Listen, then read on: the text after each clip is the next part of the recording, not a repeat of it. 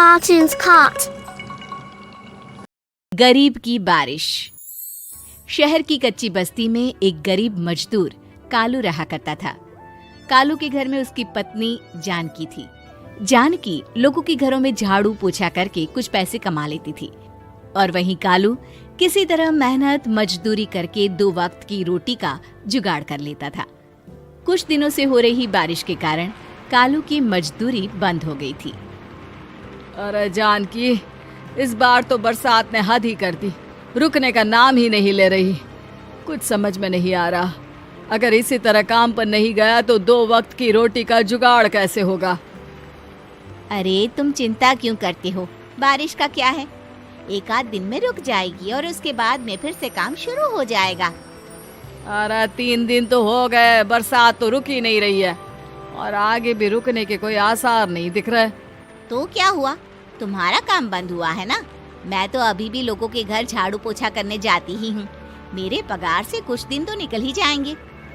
अरे घर का खर्चा तो हम किसी तरह चला लेंगे जानकी, लेकिन ये जो छत टपक रही है इसका क्या करेंगे? ये बात तो आपकी सही है।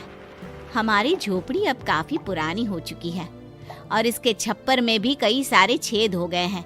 रात भर पानी टपकता रहता है। अरे मैं भी इसी बात से बहुत परेशान रहता हूँ। कहीं किसी दिन ज्यादा बारिश आ गई तो हमारी झोपड़ी टूटकर बिखर ना जाए। राम राम राम, ऐसी अशुभ बातें क्यों करते हो? अरे ऐसा कुछ नहीं होने वाला। ये झोपड़ी ही तो हमारा सब कुछ है। अगर यही नहीं रही तो हम जाएंगे कहाँ? ठीक है जानकी, जब तुम्हारी पगार मिल जाएगी तो कुछ पैसे बचाकर झोपड़ी के छप्पर की मरम्मत करवा लेंगे। शायद हमारी परेशानी कुछ कम हो जाए। ठीक है जी, अब ना ज्यादा परेशान मत हो। ये लो, खाना खा लो और सो जाओ। सुबह मुझे भी जल्दी काम पर जाना है। जानकी और कालू अपनी झोपड़ी में सो गए। रात को अचानक से बहुत तेज बारिश शुरू हो गई।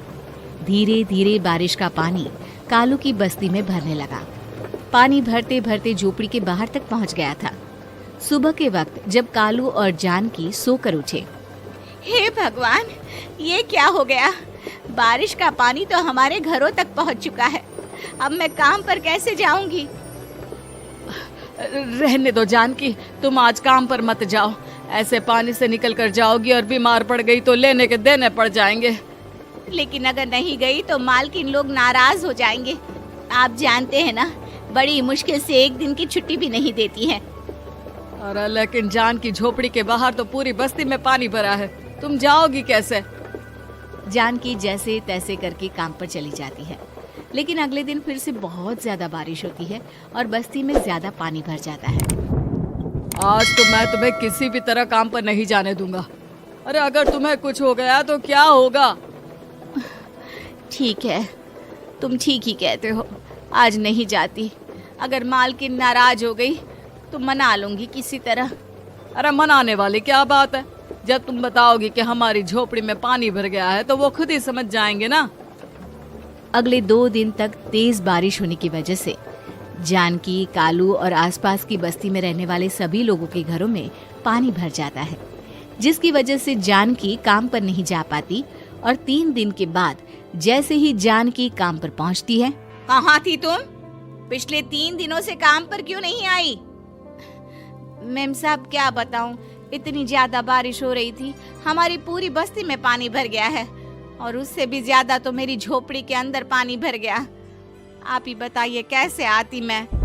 इसका मतलब ये हुआ कि बारिश होगी तो तुम काम पर नहीं आओगी? ना ना, मेरे कहने का ये मतलब नहीं था मैम साहब। तुम जानती भी हो 3 दिन से कितनी परेशानी हो रही है मुझे। सारा काम मुझे खुद करना पड़ा। माफ कर दीजिए मालकिन जी, पर मैं क्या करती, आने के लिए रास्ता ही नहीं था, सब जगह पानी भरा हुआ था। बहाने तो तुझे बहुत बनाने आते हैं। जानकी देख, अगर अगली बार ऐसा किया ना तो फिर काम से हमेशा के लिए छुट्टी। अरे ना ना मालकिन, ऐसा मत कीजिए। बारिश की वजह से मेरे पति की मजदूरी भी छूट गई है। बड़ी मुश्किल से घर में 2 वक्त खाने की रोटी का जुगाड़ हो पाता है। आप मुझे काम से निकाल देंगे तो हम क्या खाएंगे? अगर इतनी ही चिंता है तो फिर रोजाना काम पर आया करो। चलो अब जल्दी से जाकर घर का सारा काम करो। बारिश रुकने का नाम ही नहीं ले रही थी। पूरे शहर में बाढ़ जैसे हालात बन गए थे। लेकिन नौकरी जाने के डर से जानकी किसी तरह रोज काम पर जाती थी। एक दिन जब जानकी काम करके अपने घर लौट आई तो अचानक उसकी बस्ती में कुछ लोगों का शोर सुनाई दिया। अरे लगता है बाहर कुछ हुआ है, मैं जाकर देखता हूँ। हाँ हाँ, पता तो कीजिए, ये बस्ती में लोग इतना शोर क्यों कर रहे हैं। बाहर जाकर कालू ने एक आदमी से पूछा, अरे क्या हुआ भाई, इतना शोर क्यों मचा रहा है? अरे क्या बताए भैया, अपने बस्ती के बाहर एक पुल टूट गया है और वहाँ पर एक कार फंसी है। थोड़ी देर में अगर किसी ने नहीं बचाया ना तो वो कार पानी में बह जाएगी। ये क्या कह रहे हो भैया, कार के अंदर कोई है क्या? हाँ, कोई औरत बैठी है, अकेली है, बहुत रो रही है बेचारी, मदद के लिए बुला रही है। अरे तो हमें जाकर उनकी मदद करनी चाहिए ना। अरे लेकिन इसमें बहुत खतरा है, हमें अपने आप को बचाना चाहिए। पानी कभी भी हमारी बस्ती की तरफ आ सकता है। अरे तुम्हें नहीं चलना तो मत चलो, लेकिन मैं तो जाकर उस औरत की मदद जरूर करूंगा। कालू उस जगह पर पहुंचता है जहां वो औरत कार में फंसी हुई थी। वहां पर पानी का बहाव बहुत तेज था और सारा पानी कालू की बस्ती की तरफ ही आ रहा था। कालू ने एक बड़ी सी रस्सी को पेड़ से बांध दिया और दूसरे सिरे को कार की तरफ फेंक दिया और उस औरत को रस्सी के सहारे बाहर आने के लिए कहा। तभी वहां जानकी भी दौड़ती हुई आई। अरे ये तो मेरी मालकिन है, जिनके यहाँ मैं काम करने जाती हूँ। अरे मैडम जी, आप डरिएगा मत, आपको कुछ नहीं होगा। आपकी गाड़ी को भी मैंने रस्सी से बांध दिया है। थोड़ी देर में पानी का बहाव कम हो जाएगा, फिर हम आपकी कार को भी बाहर निकाल लेंगे। क्या तुम जानकी के पति हो? हाँ हाँ, जानकी मेरी ही पत्नी है, आपके यहाँ काम करती है ना। लेकिन मेम साहब, आप यहाँ पानी में कैसे फंस गई? अब क्या बताऊं, मैं अपनी सहेलियों के साथ पिकनिक पर गई थी, वहीं से लौट रही थी। अचानक पानी का बहाव तेज हो गया और मेरी गाड़ी फंस गई। अरे कोई बात नहीं मालकिन, अब ना आप बिल्कुल सुरक्षित हैं। मैं तो बहुत बुरी तरह डर गई थी, कब से मदद के लिए चिल्ला रही थी, लेकिन कोई मेरी मदद के लिए नहीं आया। भला हो तुम्हारा पति का जिसने मेरी जान बचा ली।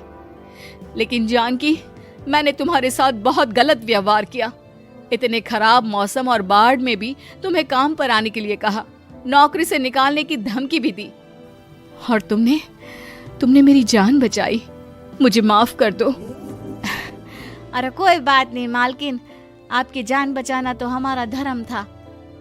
देखो जानकी, तुम्हारी झोपड़ी में जो भी नुकसान हुआ है उसके लिए मैं तुम्हें पैसे दूंगी। आज तुम्हारे पति ने मेरी जान बचाई है और आज के बाद मैं तुम्हें कभी भी नौकरी से निकालने की धमकी नहीं दूंगी।